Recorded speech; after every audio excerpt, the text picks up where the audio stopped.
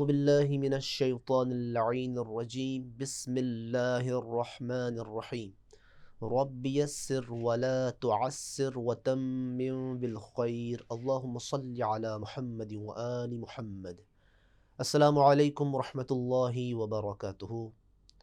امید کرتا ہوں کہ تمام احباب خیریت کے ساتھ ہوں گے اور ہمارے دروس سے استفادہ کر رہے ہوں گے، تجوید قرآن کو سمجھ رہے ہوں گے اور یقیناً ہر روز قرآن مجید کی تلاوت کر رہے ہوں گے اور اس میں کوشش کر رہے ہوں گے کہ آپ تجوید قرآن کے ساتھ انشاءاللہ اس کی تلاوت بھی کر رہے ہوں گے۔ آپ بخوبی آگاہ ہیں کہ ہماری بحث چل رہی ہے تجوید قرآن کے حوالے سے اور انتہائی اہم ٹاپکس ہم نے زیر بحث لائے، کوشش کی اس کی پریکٹس کریں اور عملی طور پہ ہم نے بہت ساری چیزیں پڑھی، نون ساکنہ کے احکام، میم ساکنہ کے احکام، وہ سارے ہم نے پڑھ لیے۔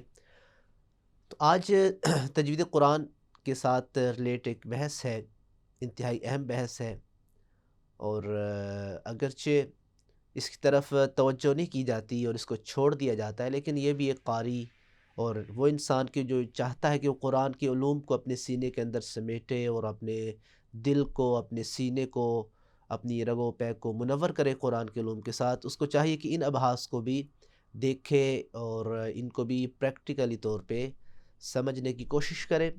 آج کا ہمارا درس جو ہے وہ ادغام کے حوالے سے ہے۔ پہلے ہم نے بات کی تھی نون ساکن اور میم ساکنہ کے ادغام کی، لیکن آج ہم کلی طور پہ بات کریں گے کہ قرآن مجید میں بعض مقامات ایسے بھی ہیں کہ جہاں ادغام کرنا ضروری ہے، ان نون اور میم سے ہٹ کے بعض حروف میں بھی ادغام کرنا ضروری ہے۔ اب اس میں بسا اوقات یہ ہوتا ہے کہ حروف ایک جیسے ہوتے ہیں، جس طرح ہم نے پہلے بھی کامن بات کی تھی کہ ایک جیسے دو حروف اگر ایک کلمے میں آ جاتے ہیں تو پہلا جو حرف ہوتا ہے وہ ساکن ہوتا ہے، دوسرا متحرک ہوتا ہے، تو پہلے حرف کو ہم دوسرے حرف میں مدغم کر دیتے ہیں، شد لگا دیتے ہیں اس پہ۔ تو یہ ادغام ہم نے آپ کو سمجھایا تھا۔ تو آج ہم ادغام کی 3 قسمیں کریں گے۔ قرآن نے بھی کتابوں میں اسی طرح لکھا ہے اور ہم اس کو آسان انداز میں آپ تک پہنچانے کی کوشش کریں گے اور کر رہے ہیں انشاءاللہ۔ ادغام جیسا کہ آپ کو معلوم ہے، میں نے پہلے بھی عرض کیا کہ 2 حرف ہوں، پہلا حرف ساکن ہوتا ہے اور دوسرا حرف متحرک ہوتا ہے، یعنی کہ اس میں کوئی نہ کوئی زبر، زیر، پیش ہوتی ہے۔ تو پہلے حرف کو ہم دوسرے حرف میں مدغم کر دیتے ہیں، ملا دیتے ہیں، اس کو ادغام کہتے ہیں۔ لیکن آج کی درس میں ہم پڑھیں گے کہ اس کی چند ایک صورتیں ہیں۔ کبھی یہ ہوتا ہے کہ 2 حروف جو ہیں وہ ایک جیسے ہوتے ہیں، ان کا مخرج بھی ایک ہوتا ہے، ان کی صفت بھی ایک ہوتی ہے۔ مثال تا کا تا میں ادغام، میم کا میم میں ادغام، با کا با میں ادغام، تو مخرج بھی ایک، صفت بھی ایک، اور اس کو ہم ادغام متماثل کہتے ہیں، متماثلین بھی آپ کہہ سکتے ہیں، یعنی ایک جیسے، صفت بھی ایک، مخرج بھی ایک۔ تو کبھی کبھار یوں ہوتا ہے کہ نہیں، مخرج تو ایک ہوتا ہے لیکن ان کی صفات مختلف ہوتی ہے، مخرج ایک، صفات مختلف، تو اس کا بھی علماء نے نام دیا متجانس، متجانسین، دونوں آپ کہہ سکتے ہیں متجانس، یعنی کہ ان کی جنس ایک ہوتی ہے، صفات مختلف ہو سکتی ہیں۔ اور اس کے بعد تیسرا مرحلہ یہ ہوتا ہے کہ مخرج اور صفات دونوں متقارب ہوتے ہیں، یعنی قریب قریب ہوتے ہیں، ایک نہیں ہوتے۔ تا ہے، طا ہے، تو ایسے حروف کے جو متقارب ہوں، یعنی ایک نہ ہو، صرف قریب قریب، ان کا مخرج بھی قریب قریب ہو، صفات بھی قریب قریب ہو، تو اسے ادغام متقارب کہتے ہیں۔ انشاءاللہ جب ہم مثالیں دے کے واضح کریں گے تو مزید بہتر ہوگا۔ پہلا ہم ادغام متماثلین، ادغام متماثل بھی کہہ سکتے ہیں۔ اگر دونوں حرف مخرج اور صفت کے لحاظ سے ایک ہوں تو پھر اسے کیا کہتے ہیں؟ ادغام متماثلین۔ بہت آسان، بہت ایزی ہے، اس کی مثال ہم دیتے ہیں آپ کو، مخرج بھی ایک، صفت بھی ایک۔ جیسے قرآن میں آپ جائیں گے تو قرآن میں آیات میں ملے گا قد دخلوا، قد علیحدہ ہے، داخلوا علیحدہ ہے، قد کی دال ساکن اور داخلوا کا شروع والا دال متحرک، دونوں دال ہیں، دونوں کا مخرج بھی ایک، دونوں کی صفت بھی ایک۔ مثال کے طور پہ ان میں صفت شدت پائی جاتی ہے اور مخرج آپ کو معلوم ہے۔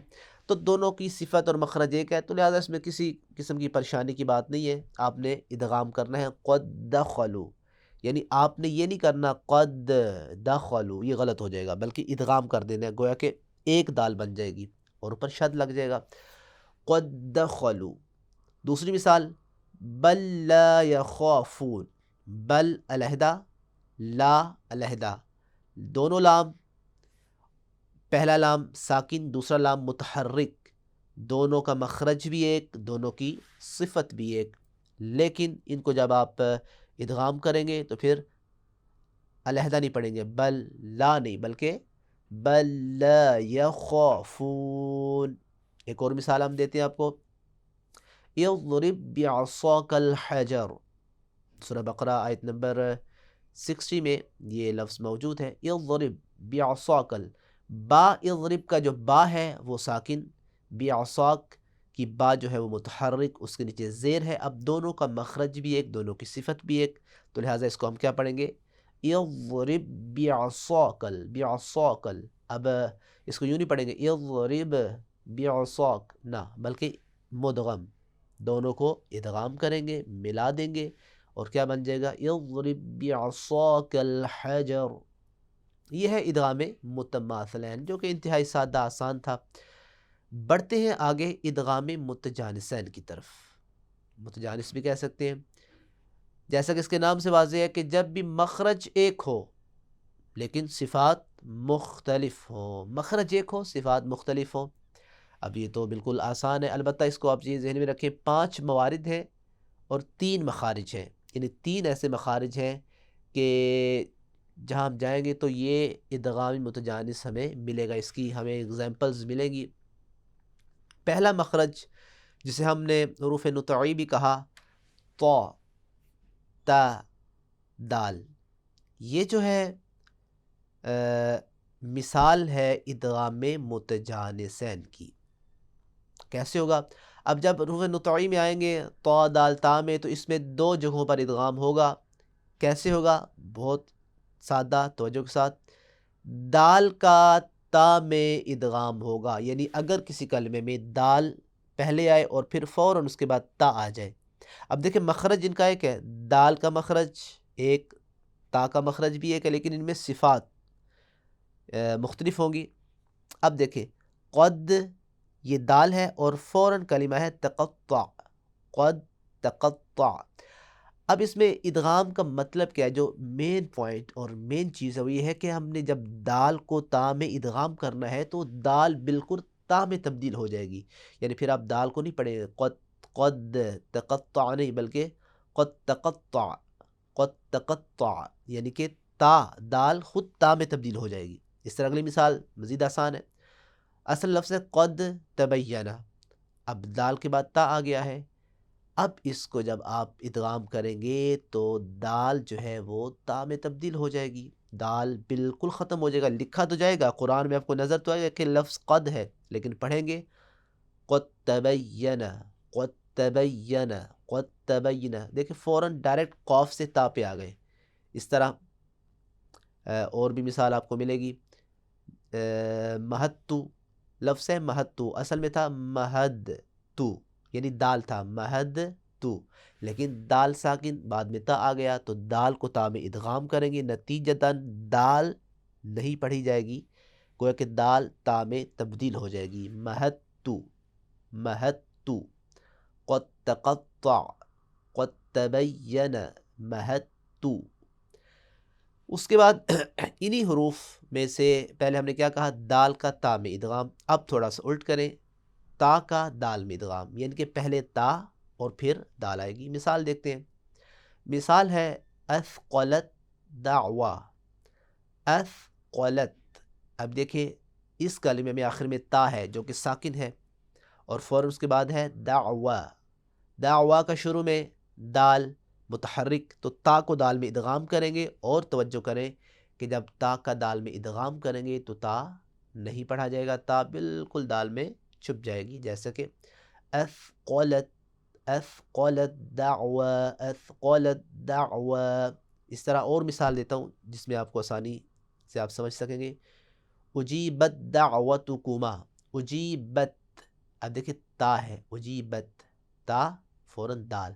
اب اس میں البتہ علماء قراء یہ کہتے ہیں کہ تا کی تھوڑی سی خوشبو آپ یہاں سے خوشبو دے سکتے ہیں، یعنی کہ معلوم ہو کہ یہاں تا ہے اور تا کو ہم نے دال میں ادغام کیا ہے، تھوڑی سی خوشبو دے سکتے ہیں. جیسے اجیبت دعوتکما، اجیبت، بت جب کہہ دیا تو غلط ہو جائے گا، فوراً دال کے ساتھ آپ نے اس کو ملا دینا ہے اور ادغام کرنا ہے.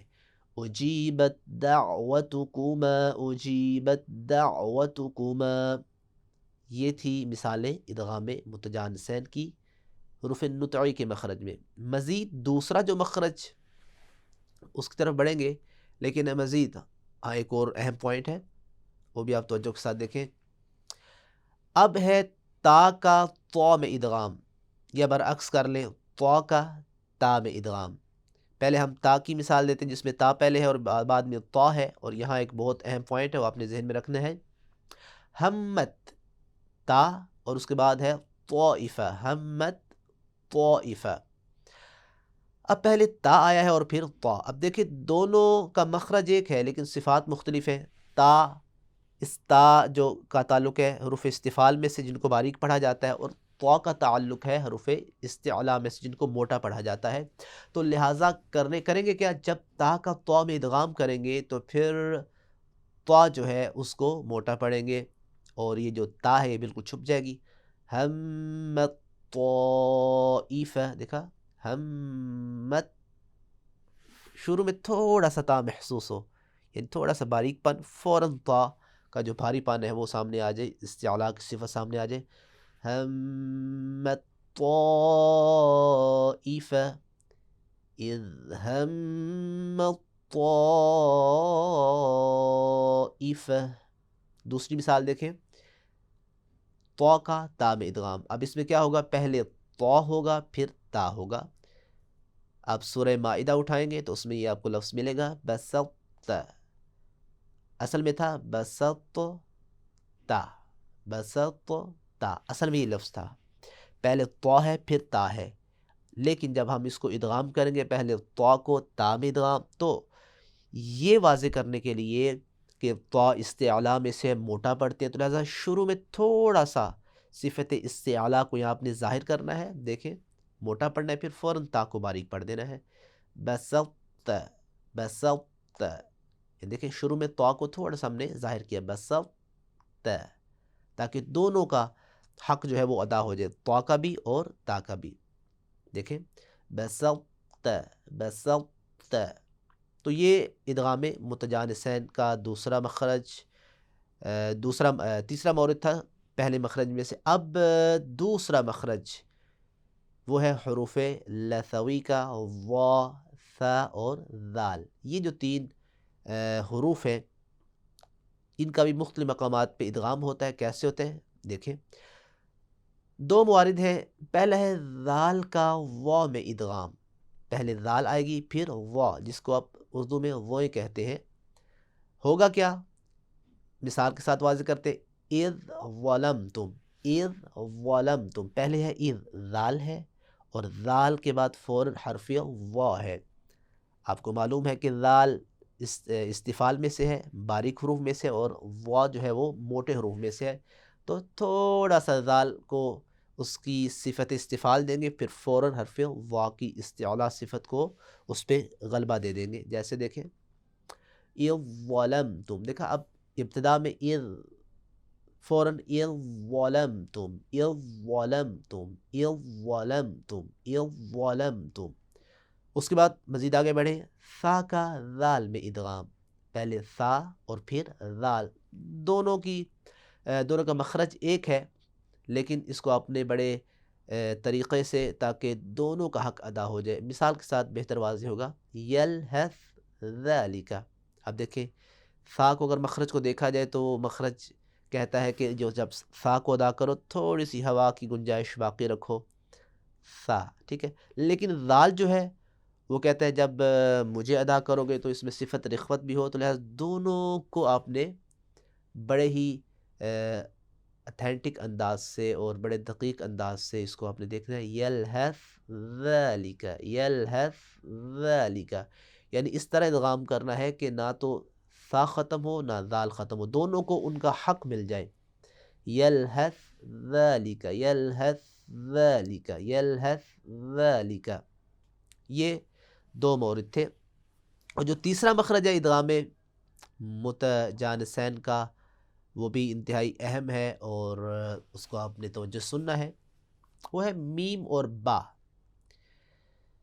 میم اور با آپ کو معلوم ہے کہ یہ شفتین سے ادا ہوتے ہیں، دونوں ہونٹوں سے ادا ہوتے ہیں، حروف شفوی ہیں۔ ان کا بھی ایک مورد ہے، سورہ ہود جب آپ اٹھائیں گے تو اس میں یہ آپ کو آیت ملے گی، اس میں ایک لفظ ہے ارکب معنا، ارکب معنا، اس کا ایک مورد ہے با کا میم میں ادغام ہوگا، با کا میم میں، یعنی کیا مطلب، پہلے با آئے گا جیسا کہ مثال میں ہے ارکب، اصل میں کیا ہے ارکب، با ہے اور بعد میں میم ہے۔ اب جب ادغام کریں گے تو آپ کو معلوم ہے کہ میم کے اپنی اس کی صفات ہیں اور با کی اپنی صفات ہیں، مخرج ان کا ایک ہے، تو لہذا کیا کریں گے، با کو میم کی جنس میں تبدیل کر کے میم میں ادغام کر دیں گے، جیسا کہ ارکم معنا، ارکم معنا، اب اس کو ارکب معنا نہیں پڑھیں گے بلکہ کیا پڑھیں گے، ارکم معنا، ارکم معنا، یعنی با جو ہے وہ ادغام کی وجہ سے چھپ جائے گا، اصل میں با کو ہم میم میں ادغام کر دیں گے۔ اور یہ وہ لفظ ہے کہ جو اکثر غلطی کرتے ہیں، جب قرآن اٹھاتے ہیں وہاں تو لکھا ایسی ہوتا ہے، با بھی لکھا ہوتا ہے میم بھی لکھا ہوتا ہے، اب وہاں سے مشکل ہو جاتی ہے، اکثر پڑھ دیتے ارکب معنا، ارکب معنا، تو جو کہ غلط ہے اور آپ کو معلوم ہونا چاہیے یہاں ادغام متجانسین ہے کہ ادغام کرنا ضروری ہے۔ اور بعض کہتے ہیں جی ادغام کیسے ہوگا، یہ تو با ہے، با کہاں گیا، نہ، یہ قانون ہے کہ با میم کی جنس میں تبدیل ہو جائے گا اور میم میں ادغام ہو جائے گا، با نہیں پڑھا جائے گا، لکھا جائے گا، یرکم معنا۔ آگے چلتے ہیں ادغام میں متقاربین کی طرف، ادغام متقارب بھی کہہ سکتے ہیں، متقاربین بھی کہہ سکتے ہیں، جیسا کہ میں نے اول درس میں شروع کیا، اول درس میں بتایا کہ جب دو حروف ایک کلمے میں آ جائیں لیکن دونوں حروف مخرج اور صفت کے لحاظ سے قریب تر ہوں، قریب قریب ہوں، یعنی ان کا مخرج بھی قریب قریب ہو اور صفت بھی قریب قریب ہو۔ مخرج کا تو معلوم ہے کہ مخرج قریب ہونے سے مراد یہ ہے کہ ان کا جو ادائیگی کی جگہ ہے وہ قریب قریب ہو، اور صفات کی قربت سے مراد یہ ہے کہ ان میں زیادہ تر ایک جیسی صفات پائی جائیں دونوں میں۔ تو جب ایسے کوئی حروف ہمارے سامنے آ جائیں گے تو پھر ہم نے ادغام کرنا ہے، وہ کیسے کرنا ہے، اس کی مثالیں ہوں تو بہتر سمجھ آئے گی۔ اب دیکھیں مثالیں، سب سے پہلے معلوم ہو کہ یہ دو مخارج میں ہوگا، وہ کون کون سے ہیں؟ اول پہلا ہے کہ لام کا را میں ادغام ہوگا، لام اور را کا مخرج آپ کو معلوم ہے کہ مخرج ان کا قریب تر ہے اور صفات ان کی مختلف ہے، را کے اپنے احکام ہیں اور لام کے اپنے احکام ہیں، جیسے ہم نے سابقہ درس میں لام کے کئی احکام پڑھے ہیں، تو صفات بھی ان کی قریب تر ہیں اور مخرج بھی قریب تر ہے۔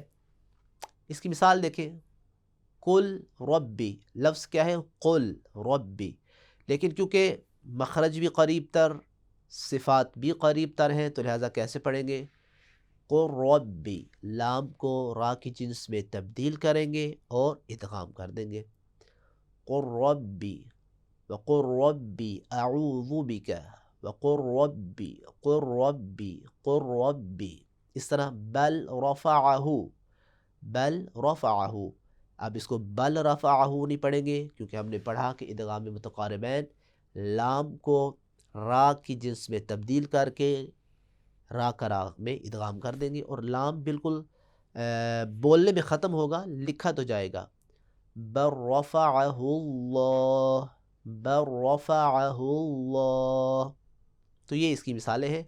تو یہ آپ نے خیال رکھنا ہے کہ قرآن میں تو سادہ لکھا ہوتا ہے، قل ربی لکھا ہوتا ہے، لیکن آپ نے جب یہ اس کے احکام پڑھ لیے تو پھر آپ نے اس میں غلطی نہیں کرنی، بلکہ اس کو صحیح طریقے سے پڑھنا ہے، قل ربی بر رفعہ بر رفعہ۔ دوسرا مخرج ادغام متقاربین کا وہ ہے قوف اور کاف کا۔ معلوم ہے آپ کو قوف اور کاف کا مخرج قریب تر ہے۔ جو قوف ہے وہ جب آپ کا تالو کا آخری حصہ اوپر والے نرم تالو سے لگتا تھا پھر قوف ادا ہوتا تھا، سخت سے لگتا تھا تو کاف ادا ہوتا تھا۔ مخرج قریب تر ہے، صفات بھی قریب تر ہیں، جیسے کہ ان دونوں میں ایک صفت پائی جاتی ہے، صفت شدت۔ لیکن اگر یہ ایک کلمے میں آ جاتے ہیں تو پھر کیسے پڑھیں گے؟ توجہ کریں، مثال کے طور پہ علم نخلقکم، نخلقکم۔ اب دیکھیں قاف جو ہے پہلے قوف آ گیا ہے جو کہ ساکن اور پھر فوراً کم، پہلے موٹا قاف پھر باریک کاف۔ اب کیسے پڑھیں گے اس کو؟ اس طرح ادغام کریں گے، کیونکہ ایک کی صفت بھاری ہے، ایک کی صفت کہتی ہے کہ میرے قوف کو موٹا پڑھا جائے، وہ دوسرا کاف کہتا نہیں مجھے باریک پڑھا جائے، تو لہٰذا اس کو اس طرح ادا کرنا ہے کہ دونوں کا حق ادا ہو جائے۔ دیکھیں الم نخلقکم، تھوڑا سا قاف کو آپ نے موٹا پڑھنا ہے، تھوڑی سی خوشبو دینی ہے، اور پھر آپ نے کم پہ چلا جانا ہے۔ الم نخلقکم، الم نخلقکم، الم نخلقکم۔ تو یہ مثالیں ہیں ادغام متقارب کی، جو کہ میں نے بتایا انتہائی آسان ہے، انتہائی سادہ ہے۔ تو لہٰذا یہ جو آج کا درس ہے اس کو آپ نے بڑا فوکس کرنا ہے، یہ آپ کے ذہن میں ہونا چاہیے کہ اس میں آپ کی غلطی نہ ہو پائے، کوئی خطا نہ ہو جب بھی آپ نے اس کو پڑھنا ہے۔ تو آپ کے سامنے اگر ایسے حروف آ جاتے ہیں جیسا کہ یہ لفظ جس طرح میں نے ابھی بتایا قل ربی، تو یہ قرآن میں ایسے ہی لکھا جائے گا قل ربی، لیکن جو قاری ہوگا، جو ان صفات کو سمجھتا ہوگا، ان احکام کو سمجھتا ہوگا، وہ فوراً اس کو صحیح پڑھے گا، وَإِلَّا آپ غلطی کر سکتے ہیں۔ لہٰذا یہ سب سے پہلے یہ چیزیں آپ کو ازبر ہونی چاہیے، اور جب ازبر ہو گئی پھر پریکٹیکلی طور پہ جب آپ بار بار قرآن پڑھیں گے، بار بار قرآن آپ کے سامنے آئے گا، تو پھر آپ نے اس میں خطا نہیں کرنی۔ اب دیکھیں قل ربی اکثر پڑھتے ہیں قل ربی، جو کہ غلط ہے، بل رفعہ اللہ، بعض پڑھتے ہیں بل رفعہ اللہ، جو کہ غلط ہے۔ الم نخلقکم، یہ ٹھیک ہے، الم نخلقکم یہ غلط ہے۔ اس طرح باقی جو مثالیں ہم نے دی، اور پورے قرآن میں صرف ایک لفظ ہے ارکم معنا، اس کو اکثر غلط پڑھتے ہیں، لفظ ایک ہے لیکن غلط سارے پڑھتے ہیں۔ یہ آپ نے غلط نہیں پڑھنا، سورہ ہود میں ہے ارکم معنا، ارکم معنا، یعنی کہ با کو میم میں آپ ادغام کر دیں گے۔ تو یہ پورے درس کو آپ نے سمجھنا ہے، اس کی پریکٹس کرنی ہے۔ ہم ہمیشہ کی طرح آج بھی آخر میں ایک چھوٹی صورت کی تلاوت کرتے ہیں، اور اسی کے ساتھ ہم انشاءاللہ اپنے درس کو وائنڈ اپ کر دیں گے۔ اعوذ باللہ من الشیطان الرجیم،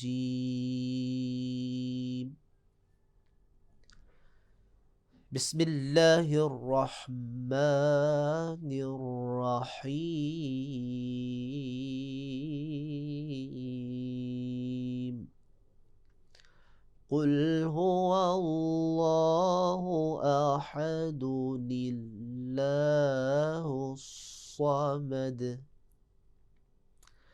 لم یلد ولم یولد ولم یکن له کفوا احد۔ بسم اللہ الرحمن الرحیم، قل هو اللہ احد اللہ الصمد، لم یلد ولم یولد لم یلد ولم یولد ولم یکن له کفوا احد۔ صدق اللہ العلی العظیم۔ انشاءاللہ امید کرتا ہوں کہ آپ انشاءاللہ اس کی پریکٹس کریں گے اور اس کو مزید بھی احباب تک آگے پہنچائیں گے۔ والسلام ورحمۃ اللہ وبرکاتہ۔